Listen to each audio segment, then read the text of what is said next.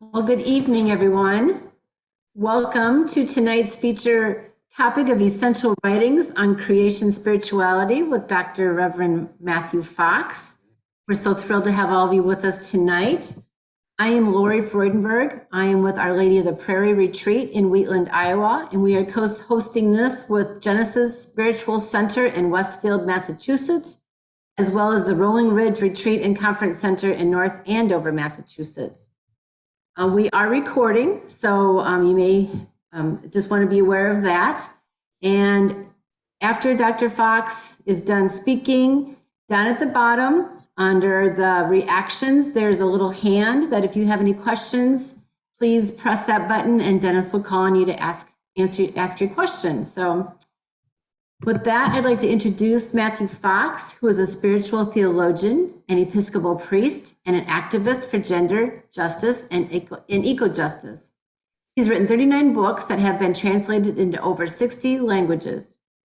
As founder of the University of Creation Spirituality in California and the Cosmic Mass, he conducts dozens of workshops each year and is a visiting scholar at the Academy for the Love of Learning. He is the recipient of many awards, including the Abbey Courage of Conscience Peace Award. And recent projects include Order of the Sacred Earth and Daily Meditations with Matthew Fox, as well as the Cosmic Mass. So again, I welcome you, and I'm going to turn it over to Matthew Fox. Thank you very much. Thank you, Lori, and welcome everybody. Can you hear me? Okay, good.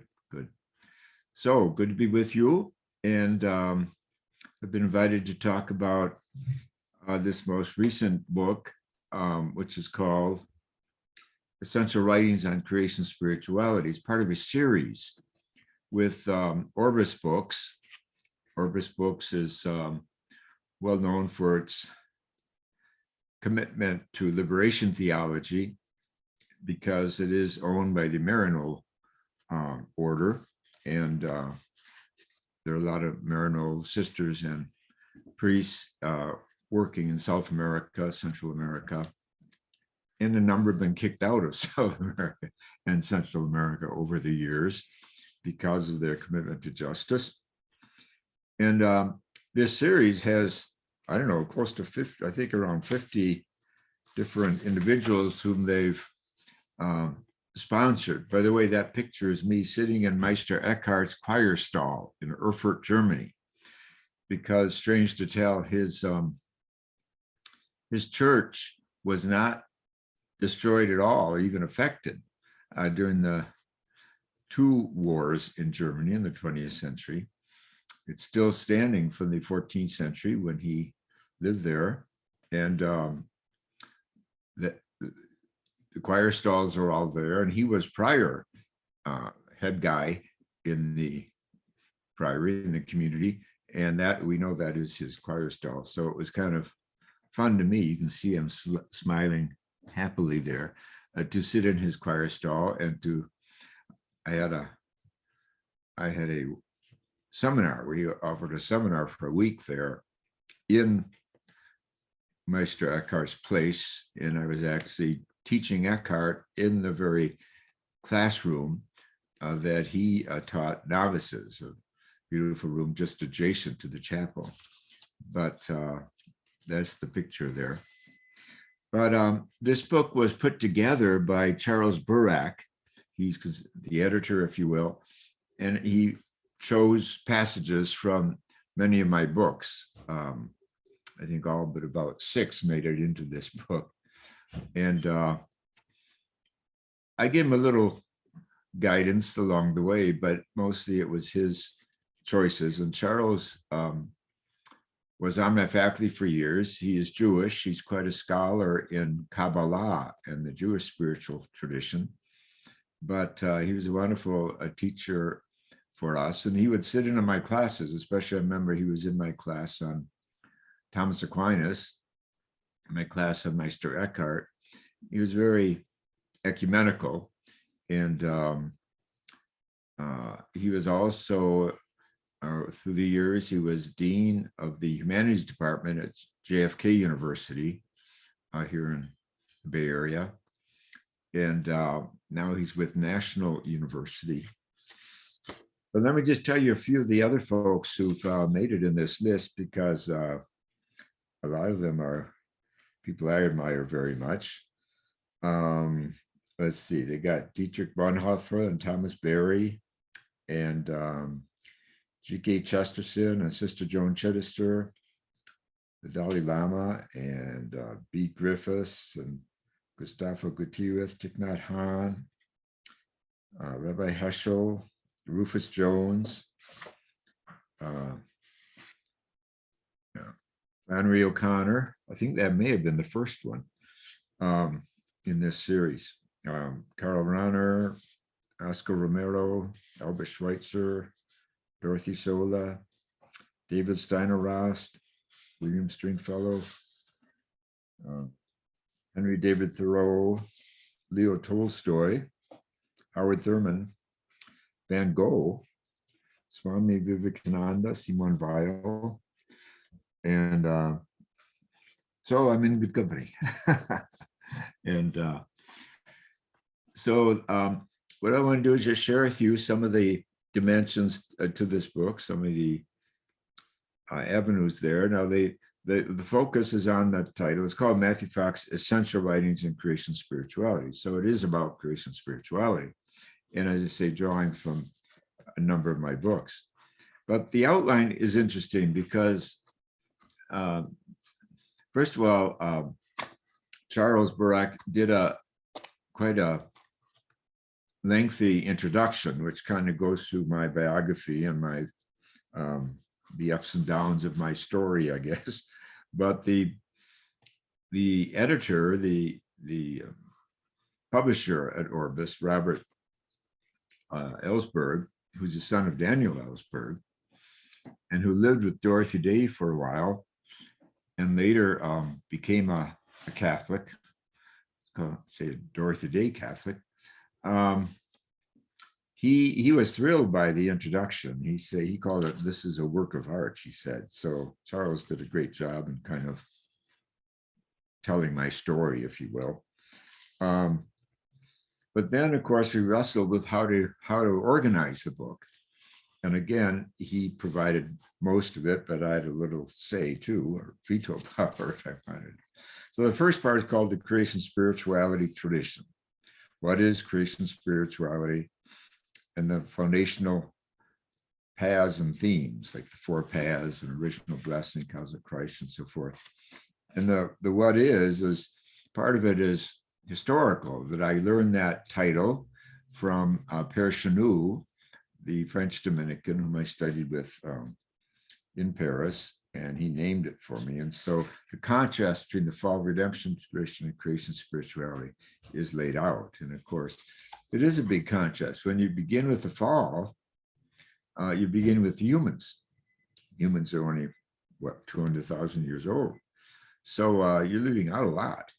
You begin with creation like the Bible does. Genesis 1 doesn't talk about the fall. Genesis 1 is cosmology, talks about the unfolding of the universe and how good the universe is. This is good, this is good, this is good. And at the end of the story, together, it's very good. And that word good in Hebrew can also be translated beautiful.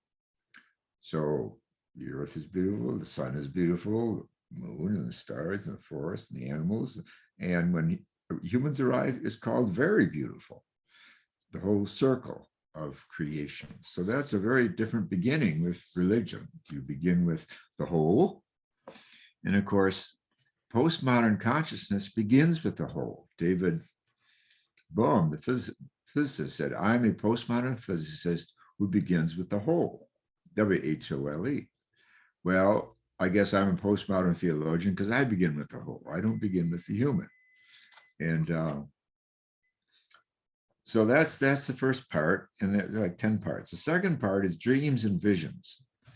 And so I share some of my dreams in there, and I've had some really interesting dreams over the years that have truly guided me and assisted me and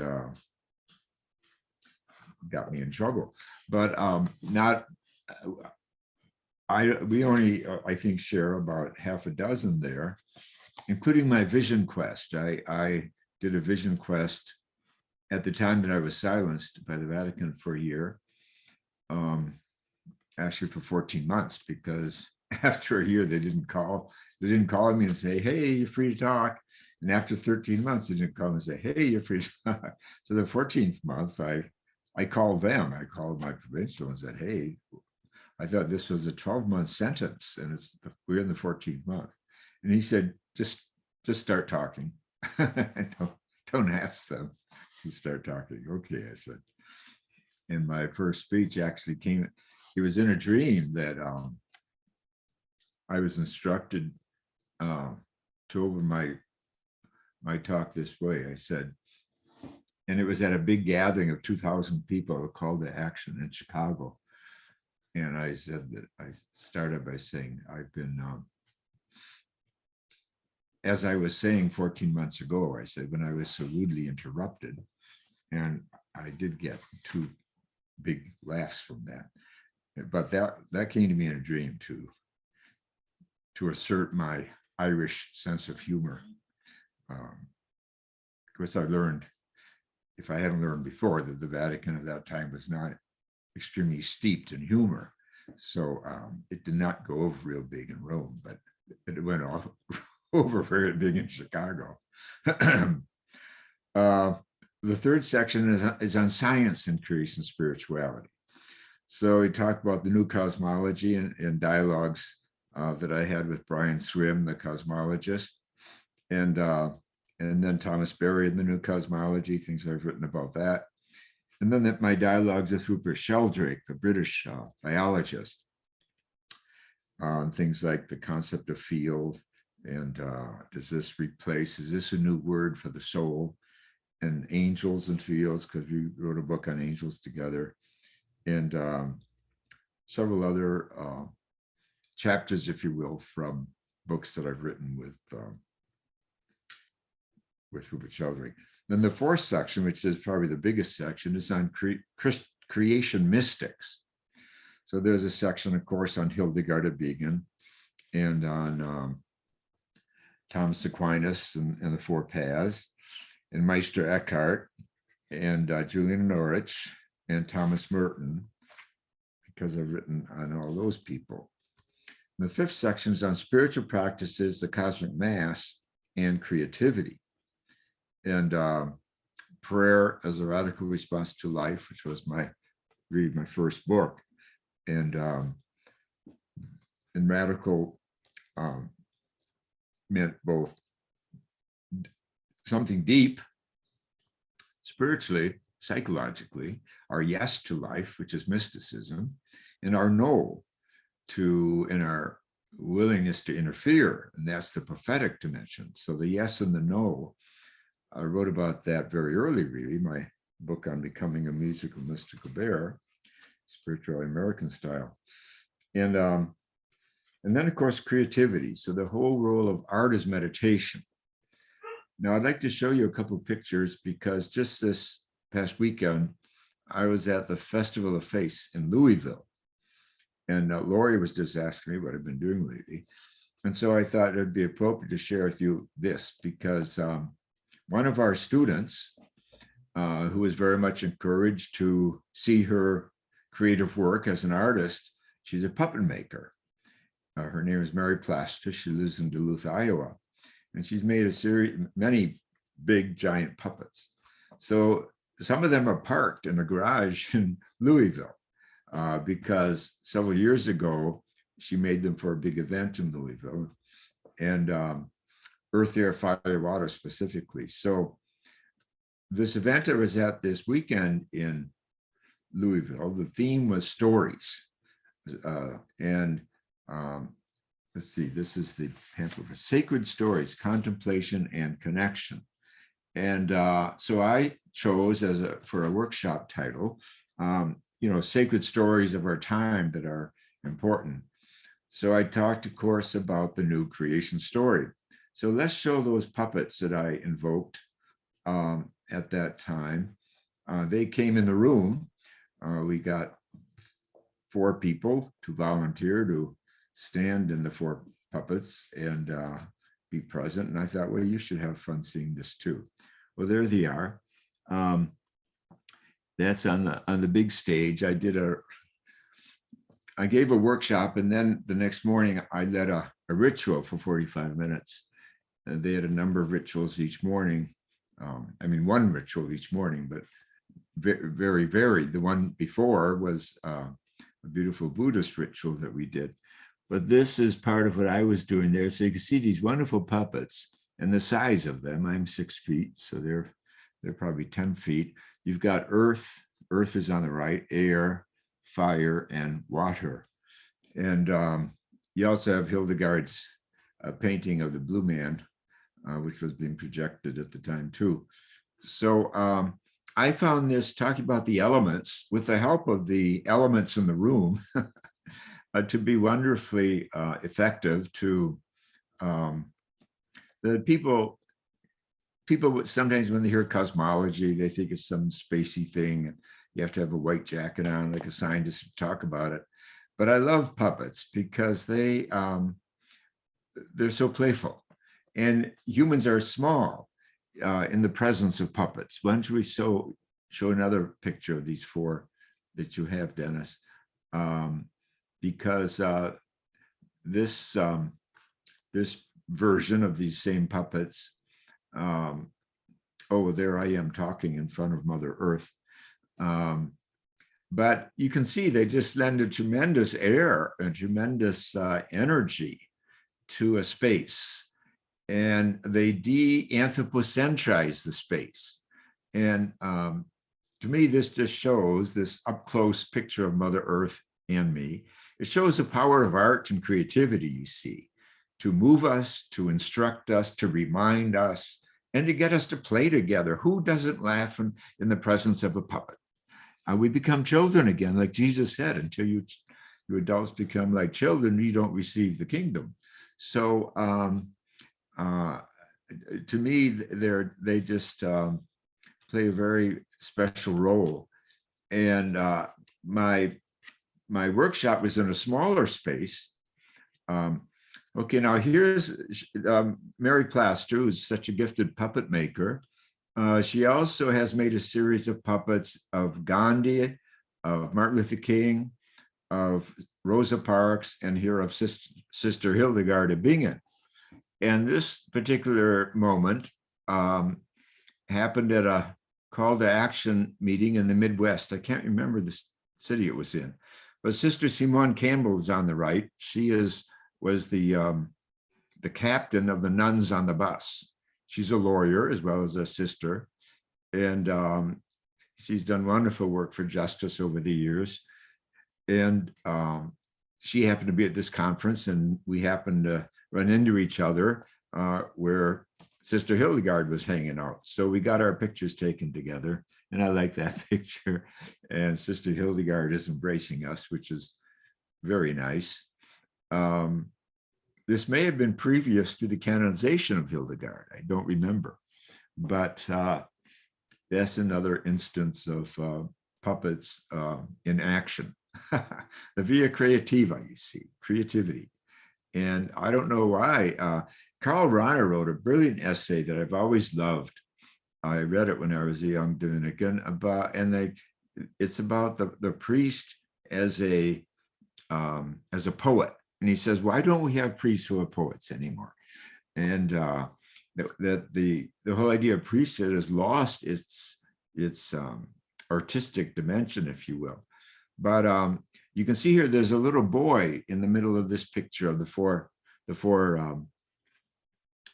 elements. And so again, you get a feel for the size of these beings. and they are beings. Like when I did my talk on stage, which is the first picture we saw, I left these people off stage and I said, we've been visited last night by large beings, by angels, and I think they want to join us. And then there was some drama as each one stepped out on the stage, Mother Earth first, and then air, fire, and water. And so it's about play. And I think that more theology should be done in the context of play than just rational seriousness. So this is an outdoor shot, obviously, of 4 puppets. These are the same puppets. Maybe the costume has been altered just slightly from the version, at least on one of them, the Earth one, from the version that I had on stage. So anyway, I just thought I'd share this with you, and it certainly fits into this chapter on creativity. Then chapter 6 is on combating evil, prophecy, and compassion. So what is the prophet? How do we awaken the prophet in each of us? How we respond to our prophetic vocations? And of course, the whole role of compassion, what compassion is, moving from climbing Jacob's ladder to dancing Sarah's circle and so forth. Compassion versus competition versus compulsion, so forth. And then sensuality in the prophets. Rabbi Heschel, who wrote the classical work on the prophets, this thick scholarly work, he says the prophets were not interested in asceticism. They were not ascetics. They were interested in sensuality and in the paying attention to people's outrage and deep feelings, and that justice is not an act of ascetics. It's an act of aesthetics. Again, that beauty and balance and homeostasis is part of justice. So there's a section here on sensuality in the prophets, passion, imagination, the prophets, sensual spirituality, ecstasy, natural and tactical, and so forth. And then a section on evil, how evil evolves, evil as chaos, how the body doesn't sin, that the soul sins, and where arrogance, racism, addiction, dualism, self-pity, and so forth, envy, addressing these in today's world. Chapter 7 is on youth and education and work. And because I've done a lot of work with youth, started a program called Yellow, which was for inner city teenagers, because 64% of Black boys were dropping out of high school about 10 years ago when I started this program, and about the role of eldering and of, again, vocation, how we find our calling in life. And then the whole issue of education, to reinvent the forms of education. I've done a lot of that because when I started my master's program at Mundelein College in Chicago, some 40 some years ago, I realized then you cannot teach spirituality through the rational brain. You have to include the intuitive brain. And for that, we always had art as meditation in our classes for all 45 years, whether I was teaching teenage inner city kids or adults, master's degrees or doctoral degrees. We always had body prayer, and we always had art as meditation. For the inner city kids, for example, we had them making movies. And this absolutely turned them on. 100% said in a poll we did after 2-year pilot program, they wanted to stay in school now. Why? Because they discovered the joy of learning. There is joy in learning. It's a spiritual experience. And yet education has often driven that joy out in favor of exams. And exams do not cut the mustard. They only address half the brain, the rational brain. You know, Albert Einstein said, I abhor American education. And why? Because there are no values there, because values are not found in the rational brain, says Einstein. They're found in the intuitive brain. In my language, that would be the mystical brain. So we should be exercising our mystical brains. That's what art is meditation does, whether it's play is meditation or dance is meditation or painting is meditation or music is meditation, what have you. But this is ignored in 99% of our professional schools and universities, and even our high schools. We take away the crayons and so forth just at puberty, exactly when kids need them the most. When there's a budget crunch, which there always is, out goes art, out goes theater, out goes music. And we wonder why our country is crazy. So the whole issue of education has been at least as important to me as has been theology or religion. They go together. You can't, if you're going to train people in spirituality, you better have a theory and a conceptual understanding of how you get to people's souls and not just stay at the level of the left hemisphere of the brain, if you will, the level of rationality, what Einstein calls rationality. And so that's been a big part of my journey. And it was just intuition, I think, that I realized I would be more welcome in a women's college than in a male-run college. That when I look back on my story, I started at Barra College, a women college run by Sisters of the Sacred Heart, for 4 years. Then I went to Mundelein College run by the BVM Sisters for 7 years. And then I went from BA school that Barra was to a master's program that I designed, and including body prayer and circle dancing and artist meditation, along with the intellectual, the seminars and the writing of papers and all that. Then to Holy Names College, also run by Catholic Sisters. Then the Vatican was trying to kick us out of that for 10 years, and finally they succeeded when the president, who was a wonderful Holy Name sister and a Celtic woman, Scottish descent, had a doctorate in sociology. She was defending us for 10 years from the Vatican, keeping them at bay. But then she retired, and then someone else came on board who was not so stalwart. Within 2 years, we were expelled. And I started my own university then, University of Creative Spirituality. So clearly education has been a big part of my work. And I've spent hours sitting with WASC, presidents of WASC, who are people who accredit education bodies for the whole western part of the United States. And I've listened to them, and they had no values whatsoever. I remember the first time I sat down with the head of WASC, I asked him, because I was starting my own university, I was wondering about accreditation. I said, what does it take to get accredited? Oh, he said, just 6 months ago. No, how do you put it? No, he said, just a little while ago, we accredited a fundamentalist college in Southern California, and they walked in the door with $5 million in their pocket. And they got their accreditation within 6 months. That's what he told me. My jaw dropped, I'm sure. I said, oh, so if Hitler walked in the door with $5 million in his pocket, he would get accredited in 6 months. Now, I didn't say that to him. This is my thought. I bit my tongue, and it hurt. But that's all you can say. That's the truth, folks. It's the anal retentive game education is. And it's about counting.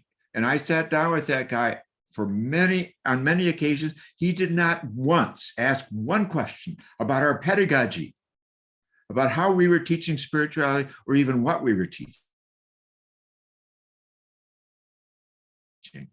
All they kept asking about was how much money for janitors, how many books in the library, blah, blah, blah, blah, blah. Anal retentive counting. Accountants are running education in America. There wasn't one damn question asked about content or values or anything that counts. That's my report card on one of the biggest accrediting bodies in the West. Who's accrediting the accrediting bodies? That's the bottom line, folks. So the truth is, after just a couple of years, as our doctoral program got going at University of Grace Bridge, we did a poll among our students, and we had like 400 students within 2 years. There were programs at GTU, doctor of ministry programs, that had 15 students after being in business 20 years. And no one asked us at GTU, what are you doing to draw 400 students? But I'll tell you what we were doing. We weren't defining spirituality and priesthood as something clerical. I wrote in my book, The Reinvention of Work, if you're doing good work, you know, Luther talked about the priesthood of all believers. I talk about the priesthood of all workers. To me, the archetype of priesthood is to be a midwife of grace.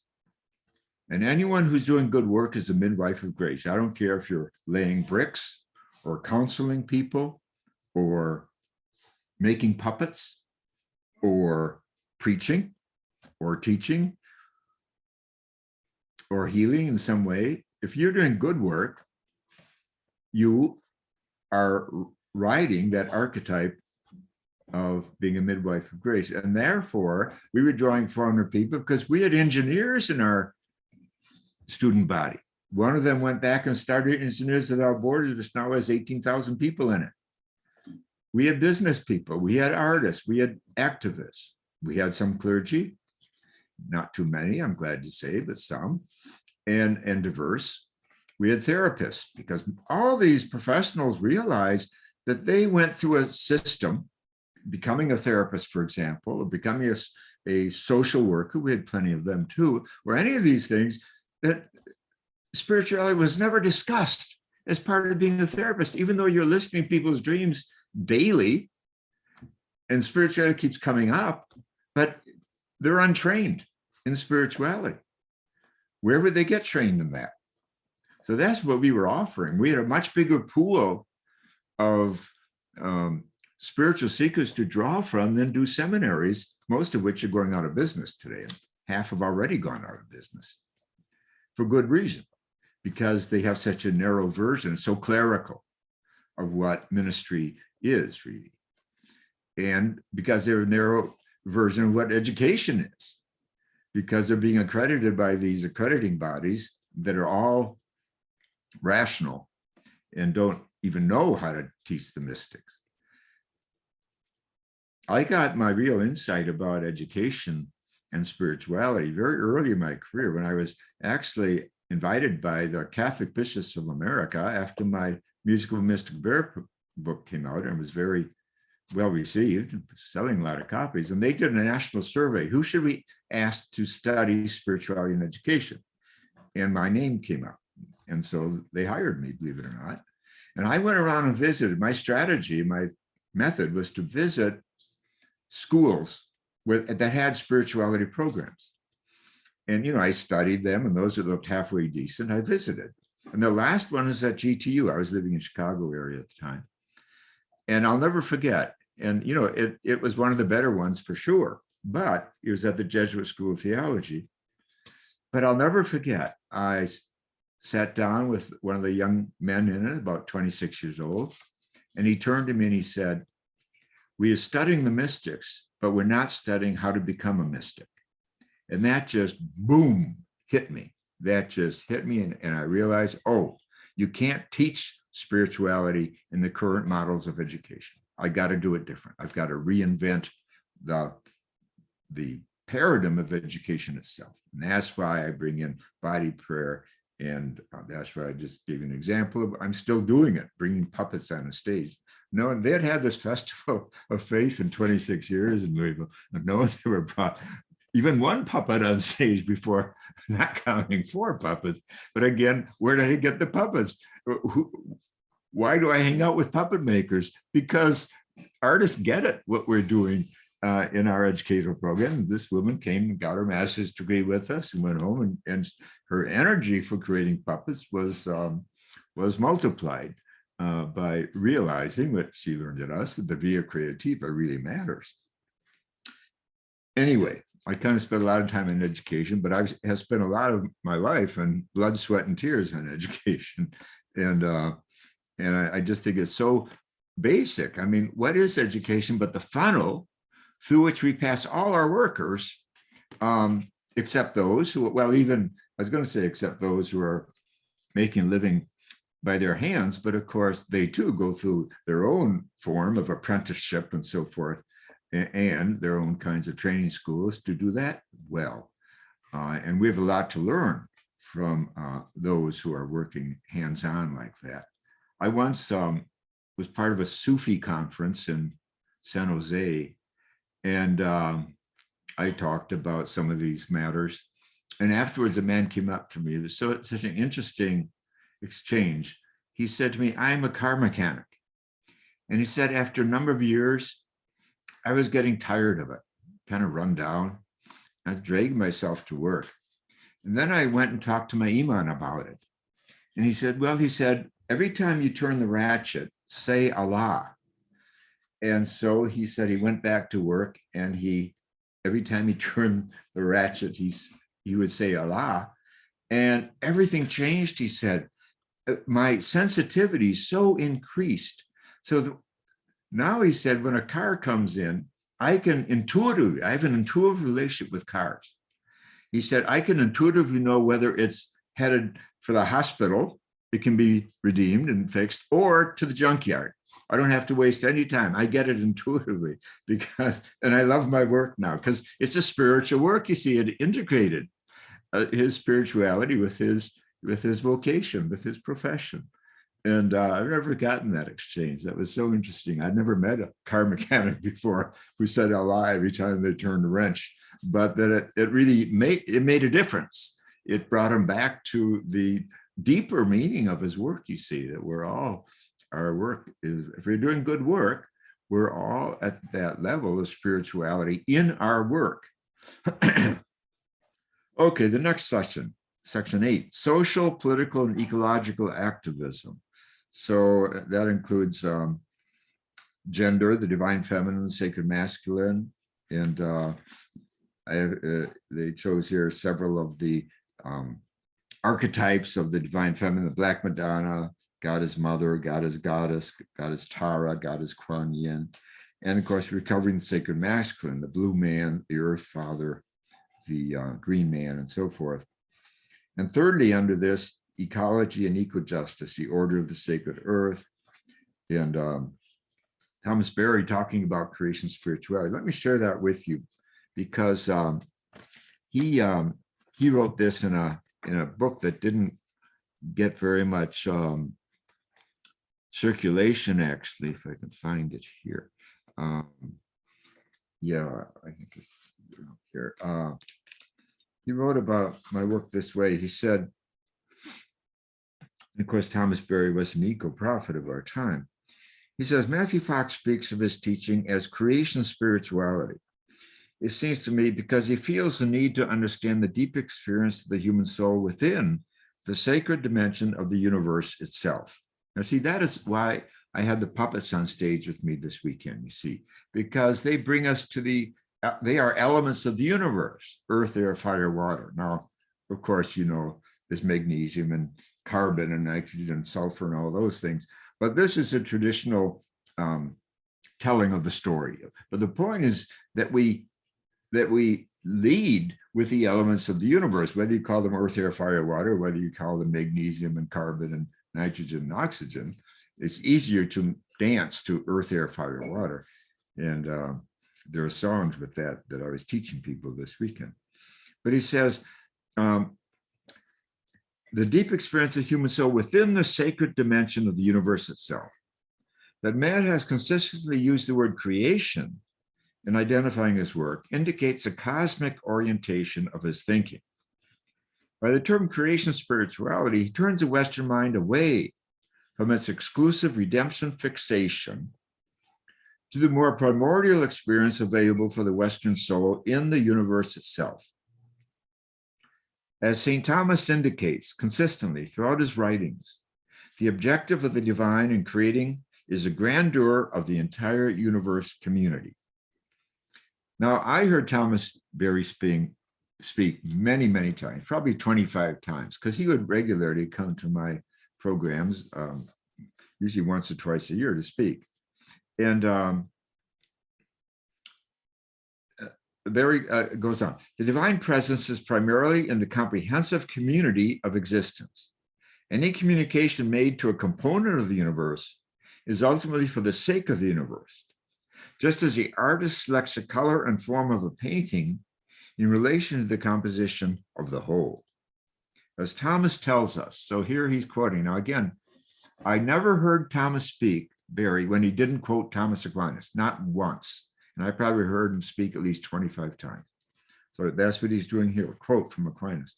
The whole universe together participates in and manifests the divine more than any single being whatsoever, unquote. Aquinas tells us also, this is Barry talking, that the order of the universe is the ultimate and noblest perfection in things. And Aquinas says the most excellent thing in the universe is not the human. The most excellent thing in the universe is the universe itself. So our eco-destruction that is defining this moment in history, planetary history and human history, and of course, one whole political party in America still has their head in the sand and is in denial about it. This would not be our problem today if we were at all in touch with our creation spirituality lineage, because we would recognize what Barry recognized and Aquinas recognized, that the universe is sacred. And it brought us into being. And today's science, of course, has upped the ante on that by naming the 13.8 billion years, the 2 trillion galaxies, each with hundreds of billions of stars, all this that has brought the sun and the moon and the earth and all on it into being. That this is why this new creation story from science is so significant at this critical time in our history. So that's an example of Thomas Berry talking about creation spirituality and so forth. And then the next section is on number 9 is on church and beyond. And that's from religion to spirituality question. And I chucked through there from my book that I did with Adam Bucko, a young theologian and activist, and I called Occupy Spirituality. And that the whole chapter, Church and Beyond, begins with that, and begins with Adam Bucko's sentence. 75% of Americans, and this book we wrote about, I don't know, 8 years ago, between the age of 18 and 29 now consider themselves spiritual but not religious. Well, because those Americans are now in their late 30s, and many are parents and so forth. But there is this, and the new generation is even more in the ballpark of spiritual and not religious. Now, early in my coming of age, when I was still in the seminary with the Dominicans, I approached the leaders and I said, you know, there's no one here, there's no teacher with a doctorate in spirituality.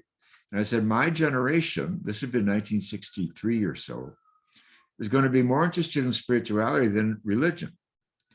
So you should send someone on to get a degree in spirituality. And then I nominated myself. I said, I'm glad to volunteer. And they came back a year later, I think, and said, well, good news. The provincial council has said you can go on and get a doctorate in spirituality. And I said, oh, great, where do I go? They said, go to Spain. I said, Spain, we don't need more 16th century Spanish spirituality. Well, they said, then go to Rome. I said, Rome for spirituality? Are you kidding me? Well, wise guy, they said, where should you go? I said, I don't know, but I'll write Thomas Merton and ask him where to go. They thought I was crazy. But I wrote Merton, and 4 days later, I got a full-page letter from him saying, go to Paris, the Institut Catholique in Paris. And I went to my superiors and said, okay, I know where I have to go. I have to go to Paris. Oh, no, you don't go to Paris. I said, why not? We never sent anyone to France who came home again, they said. So there was a standoff for several months. I would hit them over the head with Merton's letter and say, I got to go to Perth. No, you're not going to Perth. But finally they relented and they let me go to Paris. And that's where I met Chanou, who named the creation tradition for me.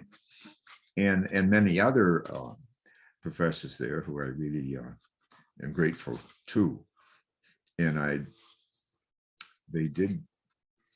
they were reluctant that I did come home again after a few years of coming home, but that's a different story. But anyway, the whole question of religion and spirituality, it's a shame that we live in a time when they've split. Just this morning, I was being interviewed by a fellow who's written a new book called Robert Holden. You may have heard of him. His new book just came out. It's called Higher Purpose. But he's written a number of kind of bestsellers in the spirituality area. And he was interviewing me from Findhorn in Scotland, that retreat center. They're celebrating their 60th anniversary today, I think is their anniversary. But he started out the interview by saying, I have come to spirituality through the mystics, not through religion. And I kind of jumped on that sentence. And this is 2022. And this guy's, he's younger than me for sure. I'd guess he's in his 40s. But I said, it's interesting to me that you make that split between religion and mysticism. Isn't it strange that people don't get mysticism from religion? And he himself has very much, what should I say, feels very much emboldened by creation spirituality. And he had me, the whole interview was about the 4 paths of creation spirituality. But he said that has made such a difference in his own thinking and his own living and everything. But again, I just point out this example.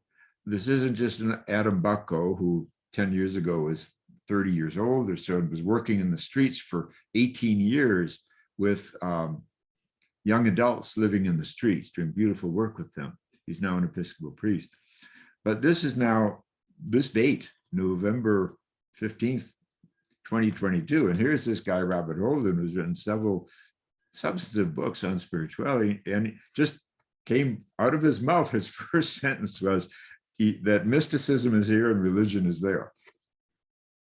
That's everything I've been talking about with you. If seminaries aren't capable of turning out mystics and even talking about it, and they have not been for hundreds of years, because the modern consciousness was anti-mystical, as Theodore Roszak says, the Enlightenment taught that the worst offense, the mysticism was the worst offense against science and reason. Well, 20th century mystics like Albert Einstein and David Bohm and many, many others see the connection, and certainly the quantum physics and so forth opens up the whole arena of mystery and mysticism again, and interconnectivity, which is compassion, which as the essence of relationships in the universe. All this is what we've been living through in our lifetimes. And as I've said for years, there are far more physicists who are mystics today than bishops. And that is a problem for religion. Religion needs a real big shakeup to get its priorities straight again. Aquinas defines religion as a virtue, not as a sociological structure, but as a virtue. And what virtue is it? The virtue of gratitude. He says, true religion is supreme. I have it right here in my book on the Tao of Thomas Aquinas, First Wisdom for Hard Times. I want to give him the exact quote. Religion, chapter 8, religion is supreme thankfulness or gratitude. That's Aquinas' definition of religion. And all the stuff that goes with it, all the structures and the hierarchy and the canon laws and the doctrines and the dogmas, that's absolutely secondary. And this is why the word for worship in many Christian churches is Eucharist. Eucharistein is the Greek word for thank you. But oh my, we wander far from that. And By the way, these puppets that we experience here, these are always present at our cosmic masses, at worship. So wonderful way to say thank you to, and often Mary Plaster, the puppet maker, will create these puppets according to the theme of our cosmic masses, because each mass has its own theme. So for example, we've had masses of the Black Madonna, and she will create puppets of the Black Madonna for occasions like that. And so again, bringing festivity and joy to remind people that you're not there to get a prayer right, especially if you're reading it in a damn book. The whole idea of praying by finding a page of a book just drives me crazy. It just drives me crazy. Rilke said over 100 years ago, Rilke said, the work of the eyes is finished now, finished. When is religion gonna hear that? Finished. Go and do heart work, he said. And all the images that are what's the word he uses, that are imprisoned within you. That's heart work. Is religion providing heart work? This is why so many people go east for their spirituality, because they want practice. They know they need heart work. But the West has practices. I offer practices this weekend in our ritual. It wasn't just puppets. I had them chanting the chant, for example, of earth, air, fire, water. And it has an I am in it. Earth, I am. Fire, I am. Water, air, and spirit, I am. To get chanting that as a group, as a mantra, so repeat it. And the I am, of course, is the cosmic Christ in all of us. The I am is the divine name. And there's so much in our tradition. I mean, my whole book on the stations of the cosmic Christ is a celebration of the I am the bread, I am the good shepherd, I am the way, I am the bread. Let's see, the door. I love that one. I am the door. All these are about us as other Christs. We are the door to each other. We are bread to each other. We are good shepherds, and that's so important an archetype for this moment of ecological disaster in history and on our planet. So recovering these archetypes is all part of developing an ecological spirituality. And we have to put them into song and into chant and into our bodies, because only then do we have the strength and the persistence to carry on the prophetic struggle that is as much a part of our identity as spiritual people as is our mystical work, which is that of yes, the prophetic work being that of no. So all this is has to do with our encountering evil and our having the strength to do so and not run from it. Denial is a running from evil and a hiding from it. So then that's chapter 9. And it includes the story of my going to Wittenberg to pound 95 theses on the door there when Cardinal Ratzinger made himself Pope, because I knew the church was in for hard times, because I had been in a battle with Ratzinger for 12 years, and I knew how he operates and what he did to the liberation theology movement, the base communities of South America. And I tell the story here, again, it was about a dream, because I had signed up, if you will, to preach to teach, to attend a retreat center, a healing center in outside Frankfurt in Germany on the occasion of Pentecost that year. And of course, Pentecost is traditionally the feast of the church's birthday. And Germans take it very serious, this national holiday and so forth and so forth. But I was concerned because I was not in the mood to celebrate the church's birthday because Cardinal Ratzinger was coming on board. And so I really wrestled with this, but I realized, well, I can't just back out. These people have been promoting this event for a year. What do I do? So I asked for a dream. And that night I had a dream. And the dream was that, the last German Pope, that, no, not that, that Ratzinger was the first German Pope in many, many centuries. But that there was this guy in Germany named Martin Luther who went to Wittenberg and pounded theses, 95 of them, because he felt the church was out of whack in his day.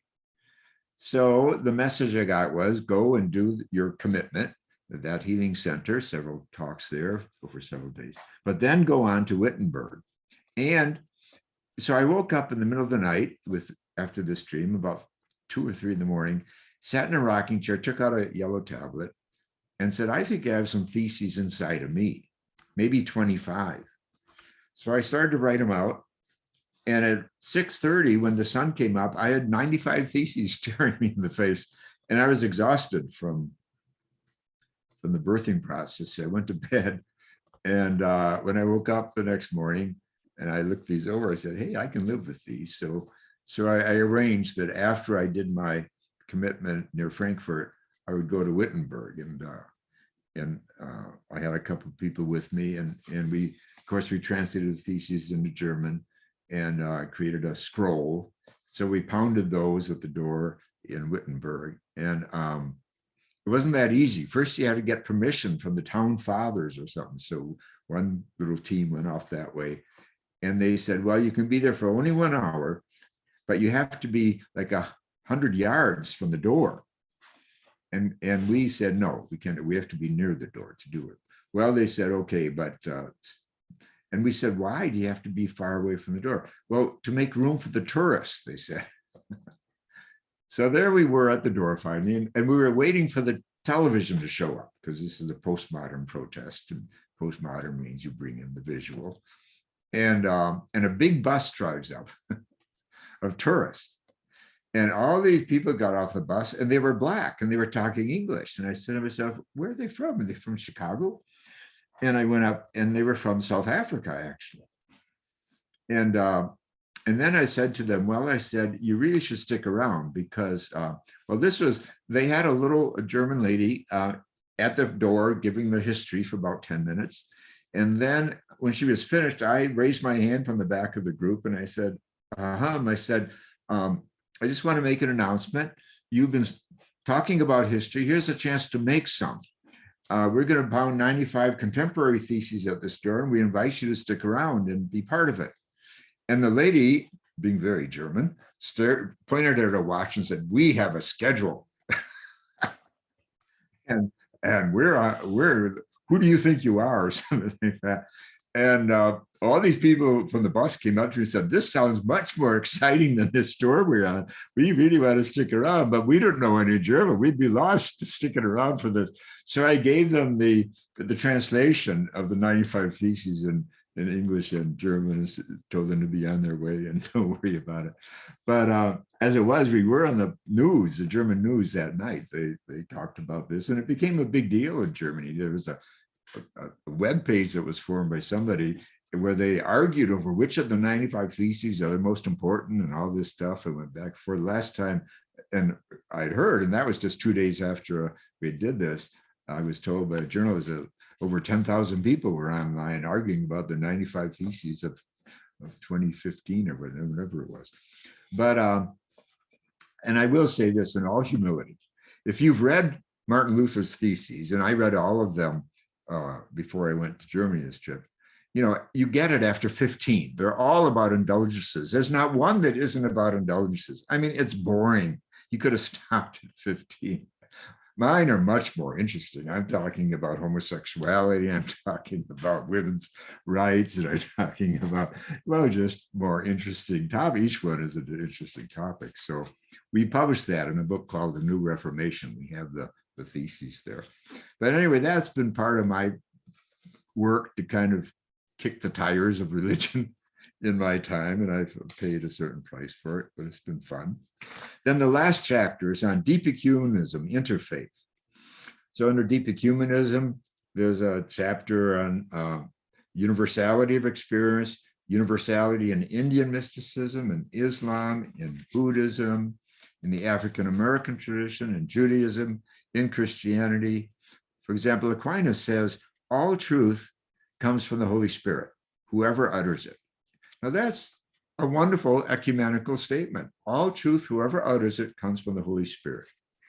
And he also says the pagans, I'm going to get this right. Pagans knew, had the virtues of the pagans were authentic, and they knew a lot about. Let's see to get this right. There it is. The old pagan virtues were from God, says Aquinas. Revelation has been made to many pagans, says Aquinas. Of course, remember, Aquinas built his theology on Aristotle, who was a pagan. He wasn't a Jew, a biblical person, and he wasn't a Christian. So I guess he falls into that camp of pagan. Here's Kabir, the Indian mystic. Neither a Hindu nor a Muslim am I. A mere ensemble of 5 elements is this body, where the spirit plays its drama of joy and suffering. And here's Rumi, Sufi, Muslim. All religions, all this singing is one song. The differences are just illusion and vanity. The sun's light looks a little different on this wall than it does on that wall, but it's still one light. So, and here's Hafiz, the Sufi mystic. I've learned so much from God that I can no longer call myself a Christian, a Hindu, a Muslim, a Buddhist, a Jew. So the whole idea of the term I came up with is deep ecumenism. I came up with that in my book on the Cosmic Christ. And among others, Rabbi Zalman Schachter, who, by the way, is also in this series. They just came out with a book on him a year ago or so. He really leapt at that term, deep ecumenism, because he said, I've been doing this my whole life, but I don't know what to call, I've never known what to call it. But he loved the term deep ecumenism. And I give credit to Joanna Macy for that term, because she was into what she called deep ecology. And deep ecology is not just ecology as political exchange and argument and debate, but it's something that goes deeper to the level of the sacred and of spirituality. That ecology is about carrying the sacred in the earth relationships, and all that is so important.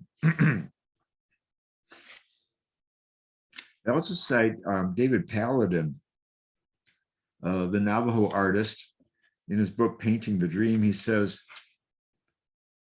all great truths are only myths that exist momentarily in the evolving greater consciousness. Like individuals, they die, to be reborn fresh and glorious in the minds of each new age. They may bear a resemblance to their forebears, but each brings with it new features of its own and seeks to find its place and meaning in the dancing dream that is the cosmos. It's a beautiful statement about how wonderful our myths and stories are, but how also they have to die at times and give birth to their children. And a major book I did on deep ecumenism called One River, Many Wells, I end with a discussion of myth. You know, the 18 themes that I take people through that are common to all religions, the theme of the holiness of creation, of meditation, of art as something sacred and so forth. These 18 themes, that they are all like myths, and the myths are big stories. And Rollo May, I quote Rollo May, who says that without myth, there is no morality. There's no shared ethics. That myth is how we come to a shared ethic. And I think that's one reason why there's so much breakdown in the world today, especially in the West, and certainly in America, around values, that our myths are changing. And, you know, we really need to work harder on listening to the new version of our old myths And a good example is the creation story we're getting from science. It doesn't contradict Genesis 1. Really, it doesn't. Genesis 1 in many ways parallels today's story because it begins with light. Now we don't call it the sun, we call it the fireball. But it ends with humanity coming on board. So we're last in Genesis 1 and we're last in today's creation story. We've inherited this amazing circle of life. And finally, I end the book with a personal letter to young people. It's called The Conclusion, but the letter is called The Future, a letter to young seekers from Matthew Fox. And I begin by quoting John Lewis, telling us not to hesitate to make good trouble. But I try to speak to the young because I think that I've written elsewhere that there should be a preferential option for the young. We've had from liberation theology, South America, this statement of a preferential option for the poor, and that's important. But in light of the ecological crisis, we need a preferential option for the young, because the young are inheriting this depleted earth. And our educational systems are not working, our legal systems, our political systems are all in dire straits today, and religion. So we have to be thinking with the young and how to reinvent things. So it's about a 6-page letter, and that's how I end the book, because I do think we have to be offering a preferential option for the young. And it begins with listening. What are the young worried about today? And how are they finding their spiritual way? And for a very great majority, it is not through organized religion. I was really awakened to that a few years ago and had lunch with my friend Brian Swim, a cosmologist, and he was telling me about his sons who were 30 and 31 at that time. And Brian himself and his wife are practicing Catholics. And I said to him, "Are your sons practicing?" I remember him looking up from his food and saying, "Matt," he said, "I don't know anyone under 30 who's practicing who isn't weird." I was shocked by that, actually. I'm not easily shocked, but I mean, it was a stunning statement from a very smart guy. So obviously the answer was no. His 30 and 31-year-old son are not practicing, though their parents are.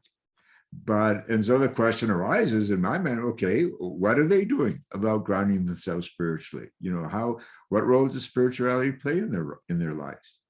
And so many are not even thinking of finding spirituality in religion.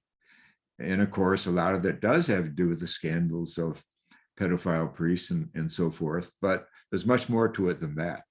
That we're in an era when, in a way, I have to say, I think I spoke it in 1962, that the generations to come would be less interested in religion and more interested in spirituality. And of course, the difference is experience, that mysticism is about experiencing the divine, experiencing what Julian Norwich over my right shoulder calls the wanting experience, or what Aquinas called ecstasy, or what Meister Eckhart called breakthrough, and what the Buddhists call satori, breakthrough. That these experiences can change our lives and set us on paths that are very deep. But a lot of our religious practice today, our church things, are too structured. They're too much about reading. They're not about the heart. They don't get to the heart. They're still up in the head, the eyes, even though Rilke told us well over 100 years ago that the work of the eyes is finished. So I think people are searching, and that's certainly been what I felt called to assist, because that's what spirituality is. It's about tasting. The word for wisdom, like Rabbi Heschel says, awe is the beginning of wisdom. Awe is the via positiva of the mystics. But the word wisdom in both Hebrew, hakma, and in Latin, sapientia, comes the word for taste. The word for taste in Latin is sapere, to taste. Sapientia is born of that word to taste. So spirituality is about tasting, like the psalmist says, taste and see that God is good. And you could substitute the word life. You have to taste and see the goodness of life. Yes, and the terror of life, the evil too, that we're capable of. And tasting those ashes that Robert Bly used to talk about. And of course, we're tasting it when we look at the Ukraine-Russia news today. And we taste it when we look at our own news in America and the efforts to kill democracy and so forth. So again, the via positiva and the via negativa, traveling that deep journey of yes and of no is what spirituality is. And hopefully the day will come when religion wakes up and joins this spiritual train again. And of course, this is what Jesus was about in his day, is what Buddha was about in his day. It's what Luther attempted in his day to bring about change, as Carl Jung says. Only the mystics bring what is creative to religion itself. And so it is this mystical energy and commitment to it that will renew the best religious impulses. And of course, we live in this amazing world of interfaith today, interbeing, as Thich Nhat Hanh calls it, which holds lots of promise, lots of promise. But anyway, that's a little journey through this book, I guess, which is through my life's work. So I'm happy now to throw this open to discussion, and I hope that you didn't all fall asleep. There'll be things to talk about. I'm sure no one fell asleep. Thank you so much for that. So as Matthew said, if you have any questions, down at the bottom is the reactions button. If you want to raise your hand, and Dennis will call on you.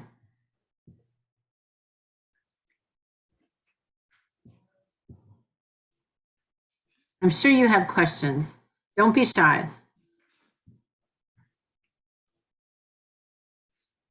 James, did I see you waving your hand? Unmute yourself, please. Thank you for that wonderful summary. I've been reading the book on Hildegard of Bingen, the newer book, and it's so powerful. Finding Mary Oliver in there was just such a delight for me. But I'm wondering if you are familiar with the Sinsinawa Dominicans. I studied with them from late 50s through 67 through grade school and high school. Oh, They're from Wisconsin. oh, I know. I grew up in Madison. Absolutely. I studied with them from 4th grade to 8th grade. Oh, you did? At the Sacrament Church, Dominican Church in Madison. And then I went to public high school, but I certainly am familiar with them. And one of them was with me in Paris, my studies in Paris, Sister Jean Richter. She was getting a degree in history. Did you know her? Did you go to Edgewood? I went to Bethlehem Academy in Faribault and then to St. John's in Minnesota, but I knew of her name from Dominican studies. Yes. Oh, really? Yeah. No. Yeah. So, and then of course, Cincinnati was very close to Dubuque, where I did some of my studies as a Dominican. So they were, when I was there, they were just being sort of inspired by the peace movement in particular, and kind of the new awareness after the council. And I was really impressed with how open some of them were to the new ideas about ecumenical work. Well, definitely. And I've had a lot of support from women Dominicans. In fact, I have a gig coming up with the Adrian Dominicans to speak, but by Zoom at their college in Michigan. And Yeah, I mean, the Dominicans have an intellectual history, and the women are very attuned to that, or at least a number of them. A high percentage of them are. Some of them run colleges like Adrian or like Edgewood. The Cincinnati is run Edgewood, and Berry College in Florida is run by Adrian Dominicans, or used to be. But yeah, there's a strong intellectual tradition there. But I'll tell you a story, actually. When I was writing my big book on Aquinas, Sheer Joy, Conversations with Thomas Aquinas on creation spirituality, I was invited to speak at Adrian College in Michigan. And of course, what I was doing, I was translating things that had never been translated into English or French or German or even Italian before from Aquinas. His commentaries on the scriptures, a lot of them were just ignored for centuries, among them. And his commentary on Pseudo-Denis, his first book when he was 28, was a commentary on Denis the Areopagite, his most mystical work, etc. So I was bringing in a lot of new ideas. So I gave this lecture on Aquinas, and afterwards, this 75-year-old nun came up to me, a Catholic, Adrian's sister, Dominican sister, and there were tears coming down her cheek. And she said, "I'm crying because I'm so happy, and I'm crying because I'm so angry." She said, "That Aquinas that you presented tonight, I've never heard of. For 50 years, they've been stuffing Aquinas down my throat, and I never found anything that really resonated with me. But tonight, you've just blown the top of my head off." She said, "This is the Aquinas I was looking for, and I never got it. And I'm so angry that they kept us from this for 50 years." So I've never forgotten that exchange. You know, that's beautiful. At least 20 years ago. But for me, it showed a lot of integrity, that she knew that what she wasn't getting in the name of Aquinas on the one hand, and that she was still there hoping to get something before she died. And of course, at the time, I thought she was really old because she was 75, but I'm 81 now, and I don't think now it seems young, 75. What's that? 75 seems young now, yes. Exactly. Yeah, it's all relative. Did you know, Father? That. But I got a lot of letters of support. In fact, I got a letter from an entire council of women Dominicans supporting me when I was silenced, and then even when I was expelled, they wrote me to support me as a group, even saying they've been reading my work and following me, and they feel badly about how I was treated and blah, blah, blah. But I just felt that in general. Like I told the story, how I intuitively, I found myself at home in women colleges run by Catholic sisters more than, I wasn't even knocking on the door of Loyola or other male-run institutions at that time. I just felt at home that the women did recognize and of course, partially because they've lived oppression, and they recognize that, you know, there's another way of doing education, and there's another way of doing religion. And so I think all that has been a big part of my journey, that I've been blessed to work with within women-run institutions, and they are different from male-run institutions. They're less wealthy. When the Mundelein College went out of business and sold themselves to Loyola University to the Jesuits next door, I'm sure the Jesuits paid in cash. That's how good the Jesuits are at business. But the women's schools were often gobbled up by the male. I think the men would have been too threatened by creation spirituality, many of them, and especially by any kind of gender questioning. So I think you chose the right people. But again, it was done intuitively. I didn't think it out. It was just intuition. But yes, I think you're right about that. I did teach at Loyola on a part-time basis. I'll never forget.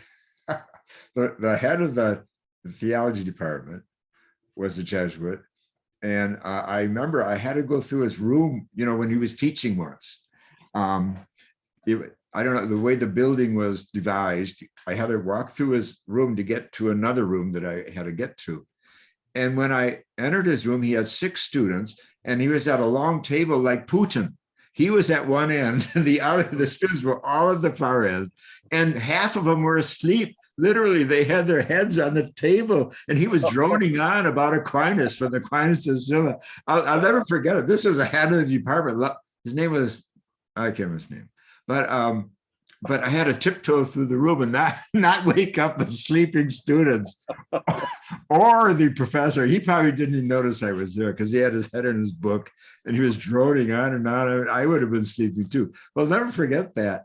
And when he interviewed me, because I did teach a course or two there, his first question was, did you sign the document? This is back in the late 60s. About the Pope's encyclical condemning birth control. And fortunately, I was in Paris at the time it came out, and there was this movement, all kinds of theologians signed this document, opposed to Pope Paul VI encyclical endorsing no birth control.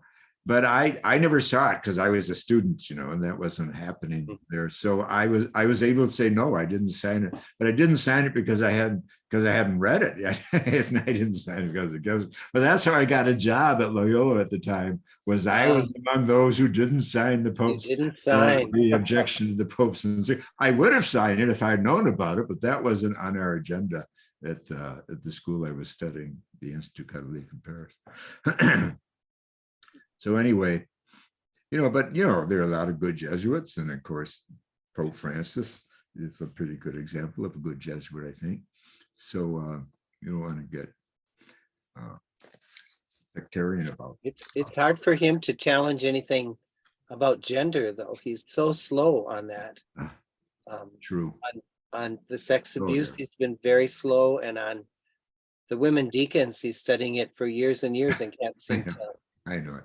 And he repeats these lies. I mean, that's what they are from the 2 previous popes. Jesus did not ordain women, therefore we cannot ordain women. Right. To that I say, that's true. Jesus did not ordain women, but he didn't ordain men either. The priesthood is a 2nd century invention. So quit lying to us. The 2nd century is when the priesthood was invented. And that's how institutions evolve. They need a certain amount of order and all that, but that was a 2nd century thing. So it's just and also I'll have to give Pope Francis a very bad grade for indigenous rights. I mean, these people came from the Amazon, what was it, 3 years ago, asking for one thing, that they could have married priests, and they didn't get it. And he canonized Junipero Serra, who was nothing but a slave owner here in California. All the native people know it.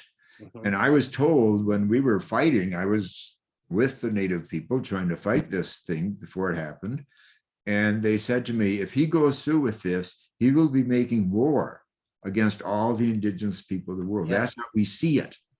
And he's right. I mean, when you get to the facts of Junipero Serra, he was an inquisitor before he came to California, but he was running a plantation, and they called it the missions, one after another. And it was a horror show, absolute horror show. So that is the biggest mistake I think that Pope Francis made. But he's done a number of good things. His encyclical on the environment, one scientist said, is by far the best document ever produced on science by the Vatican in its history. And also, I'm proud to say that 80% of it was written by a student of mine, one who went through my master's program. Nice. Yes, an Irish Claretian priest, Sean McDonough. He went through a master's program, went back to Philippines where his work was. In the Philippines, the church there is very ahead on ecology because they could see their coral reefs literally disappearing. Philippines used to have more coral reef than any place in the world, and now it's 99% dead. And that's just one example of their alertness to ecology. And but he wrote when he returned from studying with us, he put out a series of pretty short books on ecology and spirituality. And obviously Pope Francis read some of them and he plucked them up, took them to Rome and said, write this. And he did a great job. And I've written a major review of that encyclical, showing how the four paths of Create Spiritual are the actual structure of the encyclical itself. So two popes called my work dangerous and deviant, and the third one has plagiarized it. So I think I've lived a full life.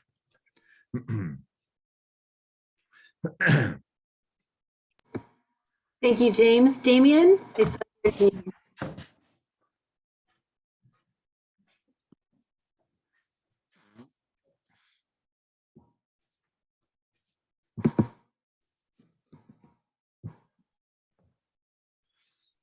Oh, there. Hello, Matthew. Hello there. How are you doing, Damien? Oh, okay, thanks, Matthew. Good to see you again, and thank you again for all your lifetime work.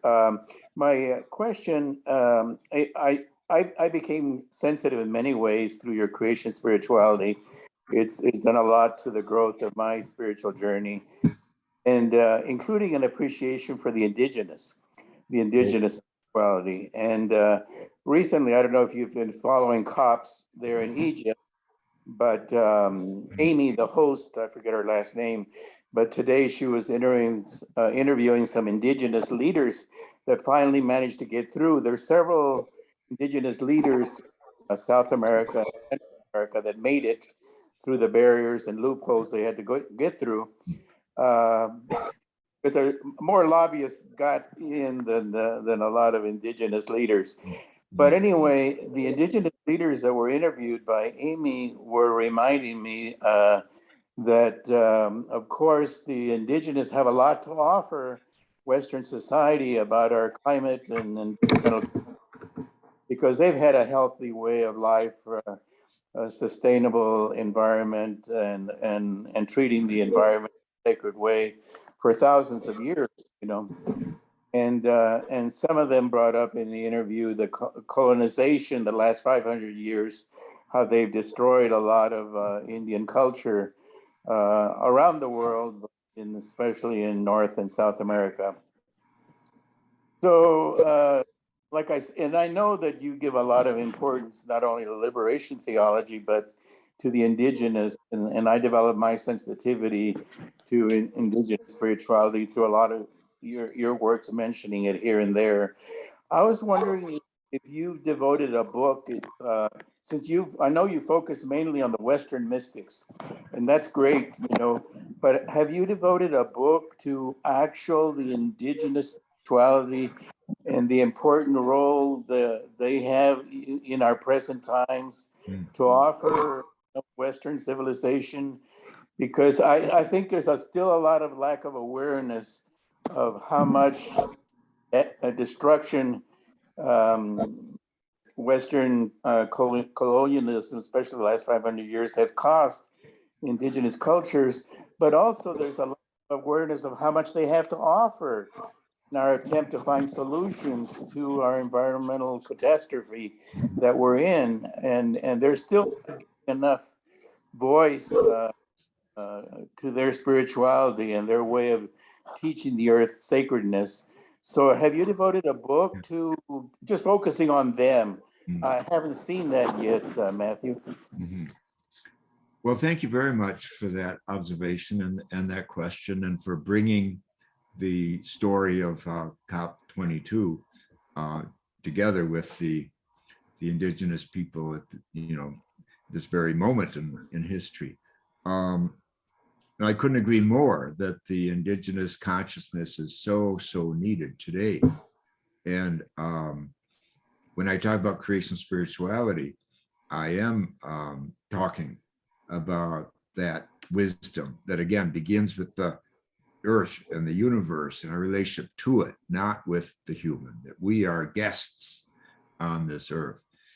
And over the years, I've had the privilege of having some really wonderful indigenous teachers, like Buck Ghosthorse, a Lakota teacher.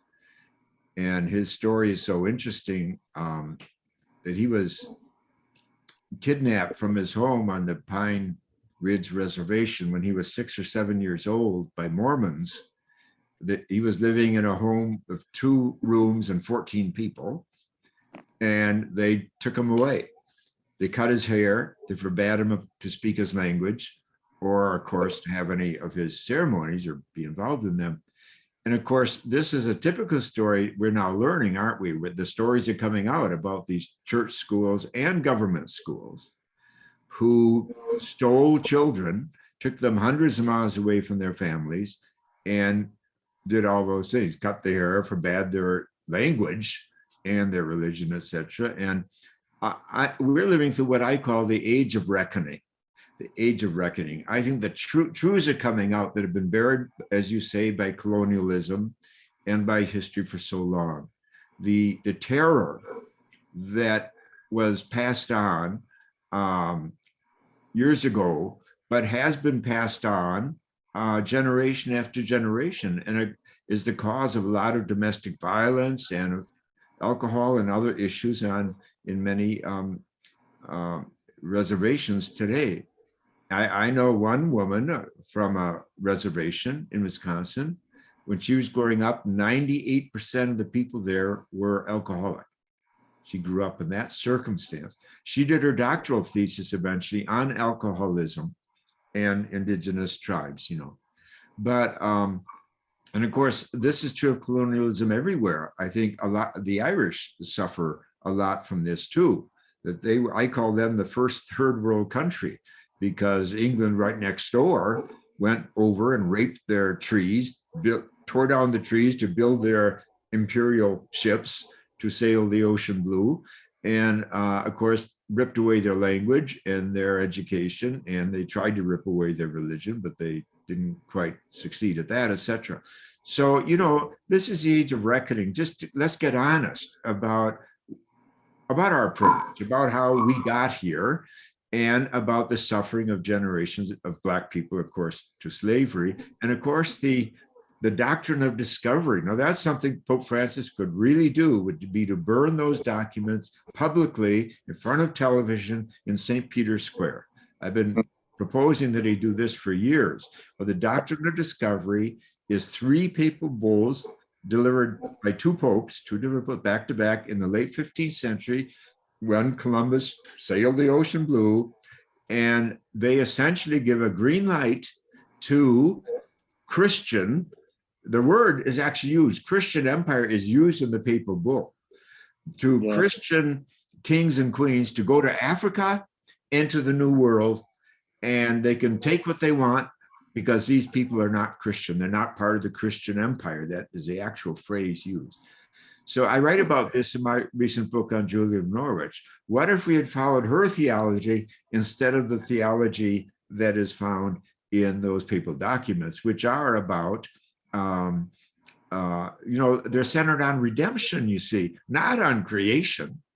And what if we sat down with the original Indians in the Americas and asked them, how do you teach your children about belonging to the cosmos, about belonging to creation, et cetera, instead of not sitting down with them, but lording over them and saying, you aren't saved in the name of Jesus, therefore, you know, you're not worth anything, and we're in charge now, et cetera, et cetera. So there's theology behind these oppressions, you know.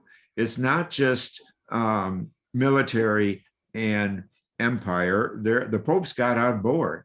So those documents should be burned publicly. Now, I've said they can keep them under glass, just Xerox, burn the Xerox version, I don't care, and put the originals under glass like we have. Do you know, when I first visited the British Museum in London, I had never heard about this in any of my Catholic training, that I saw the Magna Carta there under glass, the original Magna Carta. I said, oh, how wonderful, isn't this great? Right next to it was a condemnation by the Pope at the time. You would have told me the Pope would condemn the Magna Carta, but that was a beginning of an awakening for me as a young priest and theologian. But hey, popes, well, let's just put it this way. they aren't always infallible. So anyway, have I actually written a book on the Native? No, but I've included them in my books, and I've written lots of articles. Right. I've written articles on the whole Junipero Serra thing, because, you know, originally we won our battle against the canonization of Serra. That was like, I don't remember, 15 years ago. And I was very involved in that, and I wrote several articles about it, you know, learning who Junipero Serra really was, what he really did. But then more recently, and for Pope Francis to canonize him is, but you know, I'll tell you, I talked to some people who are linked to Rome, and I was told that there was a big debate in Pope Francis's circle about canonizing him. But what happened was, I was told rich Spaniards wanted an American Spanish saint. And rich Spaniards always means Opus Dei. Yeah. It was the Opus Dei movement in Spain and in America, which is very strong. Remember that the Archbishop of Los Angeles is Opus Dei. He's out of the closet as Opus Dei. And of course, so is the fellow who appointed all these Supreme Court judges, all 6 of them, is an out of the closet lay Opus Dei member named Leo Leonard. I've written about him in my daily meditations. He brought these names directly to Senator McConnell, and just last year he received $1.6 billion in cash from one of our many right-wing crackpot billionaires. He was given that cash, and to, of course, invest in any way he wants in terms of right-wing law and politics. So we really have to meditate on how 6 current Supreme Court judges came directly through Opus Dei, which is a fascist organization. I have a whole chapter on them in my book on the Pope's War. And, you know, these are realities. These are facts of our time. We have to know that religion can be very dangerous. And remember, the founder of Opus Dei, Escriva, Father Escriva, was a fascist Spanish priest in the 20s and 30s and 40s who linked up with Franco. Franco had at least 3 Opus Dei members on his cabinet for years. So, you know, we're not talking about some theory, folks. Opus Dei has come home to the American Supreme Court and explains a lot. It's theocracy, it's not law that is dictating the many of the decisions of the current Supreme Court. And we should put the word out. People should know this. Yes. But to Pope Francis's credit, he did not make the Archbishop of Los Angeles a cardinal. Everyone thought he had to be cardinal. It's the biggest diocese in North America. No, he'll never be a cardinal as long as Pope Francis is running things, because Pope Francis knows about Opus Dei, because in South America, Opus Dei has taken over much of the church under the previous 2 popes. They killed liberation theology and liberation theologians and hierarchy and replaced them with Opus Dei, which is why Gustavo Gutierrez fled his own country, because his Opus Dei bishop was giving him such a hard time and is spending his last years as a Dominican in France, because he was in effect exiled by Opus Dei hierarchy of Peru. Those 2 popes were terrible for liberation theology. Yeah, you've written about that, and that's terrible. But anyway, since you answered part of my question was that you haven't written a book devoted to indigenous spirituality. May I make that suggestion? I hope that in a future book, I know there are many topics but hopefully you'll be inspired to give them more attention with your, national and international prominence. I think they deserve that attention. And I think it would be closely related to your creation spirituality. That's what they're all about. The Sister Jose Habde was on our faculty for years, and she's a Seneca woman and a Franciscan sister. So she too was an important teacher to me about Native American spirituality and practices. She taught courses on ritual making, as did Buck Ghosthorst, and he set up a sweat lodge at our campus at Holy Names College. And one of the 7 objections to my work from Ratzinger was that I worked too closely with Native Americans. I think what he means by that is we had a sweat lodge on a Catholic campus, and that blew his mind back in the Vatican. But I've tried to, in my autobiography too, to lay out how thoroughly indebted I am to Native American spirituality. I would have not survived what I was put through without these grounding ceremonies, sweat lodges, the sun dances, and I've had such powerful mystical experiences training with Native Americans. And the vision quest I had, which I did write out in some detail in my autobiography, and a part of it is in this book. And I just learned so much from their ceremonies. But, you know, I think it should be a Native American who writes about Native American spirituality. I don't think I should do that, really. It's present in most of my books. Like even I was quoting from this book, this new book of the Essential Writings. I was quoting David Paladin, and his story is so amazing. But his widow called me one day, and I'd never heard of him. And she told me that your book, Original Blessing, was so important to him because it brought together his Indian roots and his Christianity, because he was both. Right.